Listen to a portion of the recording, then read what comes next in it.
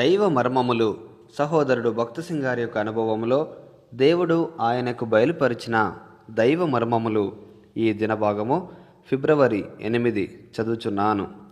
కొండ మీద నీకు కనపరచబడిన వాటి రూపం చొప్పున వాటిని చేయుటకు జాగ్రత్త పడుము. నిర్గమకాండము 25వ అధ్యాయము 40వ వచనము.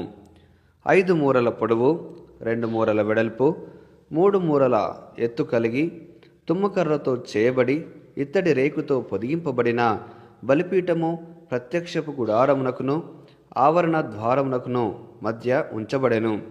దానికి సమీపముననే ఇత్తడి గంగాలము ఉండెను.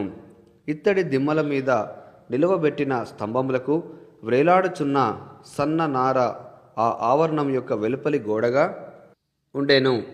ఉత్తర దక్షిణపు గోడలు 100 మూరల పొడవు, పడమటి గోడ 50 మూరల పొడవు, తూర్పు గోడ పొడవు కూడా 50 మూరలే గాని ఈ గోడ మధ్య 20 మూరల వెడల్పు గల గుమ్మం ఒకటి ఉండెను. బుట్టా పని చేయబడిన సన్న నార తెర ఈ గుమ్మము మీద వ్రేలాడుచుండెను. వీటన్నిటి భావము విశదముగా మనకు బైబిల్లోనే బయలుపడును. బైబిలే బైబిలునకు వ్యాఖ్యానము.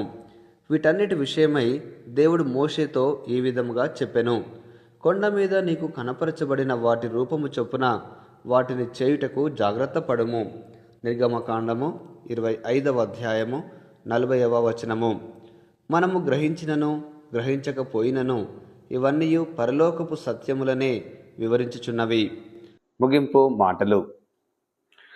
నేటి దిన వాక్యం ద్వారా ప్రభు మనలను ఆత్మీయంగా నడిపించి సహాయపడి సమృద్ధిగా ఆశీర్వదించునుగాక.